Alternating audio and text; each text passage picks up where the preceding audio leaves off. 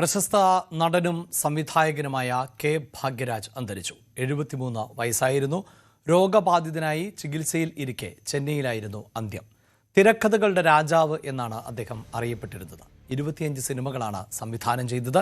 സാധാരണക്കാരായ പ്രേക്ഷകരെ ആകർഷിക്കുന്ന തരത്തിൽ കുടുംബ ചിത്രങ്ങളും ഹാസ്യവും സമന്വയിപ്പിക്കുന്നു എന്നതായിരുന്നു അദ്ദേഹത്തിൻ്റെ സിനിമകളുടെ ശൈലി.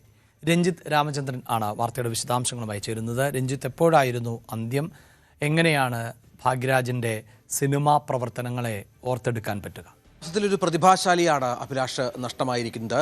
എണ്ണം പറഞ്ഞ സിനിമകളിലൂടെ സിനിമാ പ്രേക്ഷകരുടെ ഇടയിലേക്ക് എത്തിച്ചേർന്ന താരം. ഒരു സൂപ്പർ താര പരിവേഷമൊന്നുമില്ല എങ്കിൽ പോലും സാധാരണക്കാരായ ആളുകളുടെ സിനിമകൾ ഇഷ്ടപ്പെടുന്ന ഒരുപാട് സിനിമകൾ, നമ്മുടെ മലയാളത്തിലെ സത്യനന്ദിക്കാടൊക്കെ പോലെ ഏത് രീതിയിലുള്ള സിനിമകളും വഴങ്ങുന്ന ഒരു സംവിധായകൻ എന്ന് വിശേഷിപ്പിക്കാവുന്ന ഒരാൾ കൂടിയായിരുന്നു. മികച്ച നടനും കൂടിയായിരുന്നു ഭാഗ്യരാജ് എന്നുള്ളതാണ് ഏറ്റവും പ്രധാനപ്പെട്ട കാര്യം. നേരത്തെ പറഞ്ഞ പോലെ ആരോഗ്യ സംബന്ധമായ പ്രശ്നങ്ങൾ കഴിഞ്ഞ കുറേ നാളായി അദ്ദേഹത്തെ അലട്ടുന്നുണ്ടായിരുന്നു. ഇതിനിടയിൽ ഹൃദയാഘാതം സംഭവിക്കുകയും തുടർന്ന് 73 വയസ്സിൽ തൻ്റെ കലാസപര്യ അവസാനിപ്പിച്ച് മടങ്ങുകയുമായിരുന്നു ഭാഗ്യരാജ്.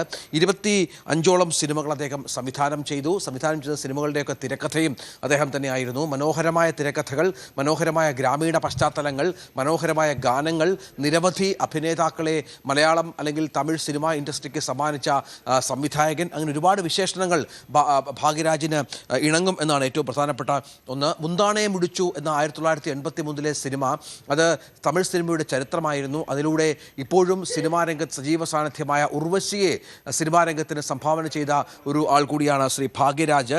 അത് മാത്രമല്ല, അതിനുശേഷം നിരവധി നടീനടന്മാർ അദ്ദേഹത്തിൻ്റെ സിനിമകളിലൂടെ സിനിമാ രംഗത്തേക്ക് ചുവടുവെക്കുകയും അവരൊക്കെ സിനിമാ രംഗത്തെ വലിയ താരങ്ങളായി മാറുകയും ചെയ്ത പശ്ചാത്തലമൊക്കെ ഉണ്ട്. നിരവധി പുരസ്കാരങ്ങൾ സ്വന്തമാക്കിയിട്ടുണ്ട് ഭാഗ്യരാജ്. അത്തരത്തിൽ രാജ്യവും സംസ്ഥാനവും ഒക്കെ അദ്ദേഹത്തെ ആദരിച്ച ഒരു പശ്ചാത്തലം കൂടിയുണ്ട്. 16 വയതിനിലെ കിഴക്ക് പോകുബ്രയിൽ, സിഗപ്പ് റോജാക്കൾ തുടങ്ങിയ ഭാരതീയ ചിത്രങ്ങളിൽ ചെറിയ വേഷങ്ങൾ ചെയ്തുകൊണ്ടുകൂടി സിനിമാ രംഗത്ത് അദ്ദേഹം സജീവ സാന്നിധ്യമായിരുന്നു എന്നുള്ളതാണ്.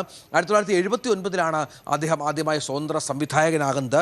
ചുവരില്ലാത്ത ചിത്രങ്ങൾ എന്ന സിനിമയിലൂടെയാണ് അദ്ദേഹം സംവിധാന രംഗത്തേക്ക് കാലെടുത്ത് വെക്കുകയും മറ്റും ചെയ്യുന്നത്. തുടർന്ന് 75ഓളം സിനിമകളിൽ അഭിനയിച്ചു.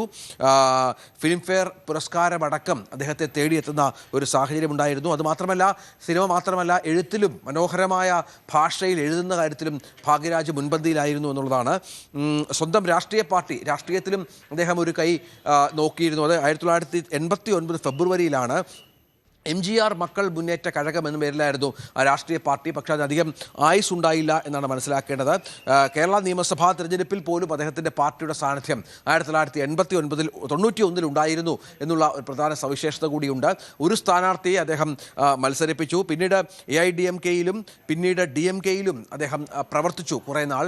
പിന്നീട് സജീവ രാഷ്ട്രീയത്തിൽ നിന്ന് പിന്മാറുകയും തൻ്റെ സിനിമാ സപര്യയുമായി മുന്നോട്ട് പോവുകയുമായിരുന്നു ഭാഗ്യരാജ്. ഏതായാലും സമീപകാലത്ത് അദ്ദേഹം അഭിനയിച്ച സിനിമകൾ തുപ്പരിവാളനും പൊന്മകൾ വന്നാലും സൂപ്പർ സീനിയർ ഹീറോസും ഒക്കെ ശ്രദ്ധേയമായതിൻ്റെ ക്യാരക്ടർ. മലയാളത്തിലും 2 സിനിമകളിൽ അദ്ദേഹം തൻ്റെ സാന്നിധ്യം അറിയിച്ചു, നടനായി സാന്നിധ്യം അറിയിച്ചു. അങ്ങനെ അത്തരത്തിൽ വലിയ തോതിലുള്ള ആരാധക വൃന്ദമുള്ള ഒരു സംവിധാന തിരക്കഥാകൃത്ത് പ്രതിഭ എന്ന് തന്നെ അദ്ദേഹത്തെ വിശേഷിപ്പിക്കാം. നടനായും അദ്ദേഹത്തിൻ്റെ സാന്നിധ്യം അറിയിച്ചു. പൂർണിമ ഭാഗ്യരാജ്, മഞ്ഞിൽ വിരിഞ്ഞ പൂക്കളിലൂടെ മലയാളത്തിൽ വരവറിയിച്ച പൂർണിമയാണ് അദ്ദേഹത്തിൻ്റെ ഭാര്യ. മകൻ ശന്തനു നടനാണ്. ചില സിനിമകളിലൊക്കെ ശന്തനു നായകനായി അഭിനയിച്ചിട്ടുണ്ട്. ഏതായാലും ഭാഗ്യരാജിൻ്റെ വിയോഗം അറിഞ്ഞ് ആശുപത്രിയിലേക്ക് താരങ്ങളുടെ വലിയ ഒരു പ്രവാഹമാണ്. അഭിലാഷ്. പ്രശസ്ത തമിഴ് ചലച്ചിത്ര സംവിധായകനും നടനുമായ കെ ഭാഗ്യരാജ് അന്തരിച്ചിരിക്കുന്നു. 73 വയസ്സായിരുന്നു. ചെന്നൈയിലായിരുന്നു അന്ത്യം. സിനിമയിൽ അദ്ദേഹത്തിൻ്റെ 50 വർഷങ്ങൾ അത് പൂർത്തിയാക്കിയതിൻ്റെ ആഘോഷം അടുത്തിടെയാണ് നടന്നിരുന്നത്. കൂടുതൽ വാർത്തകൾക്ക് News 18 Keralam YouTube channel subscribe ചെയ്യുക.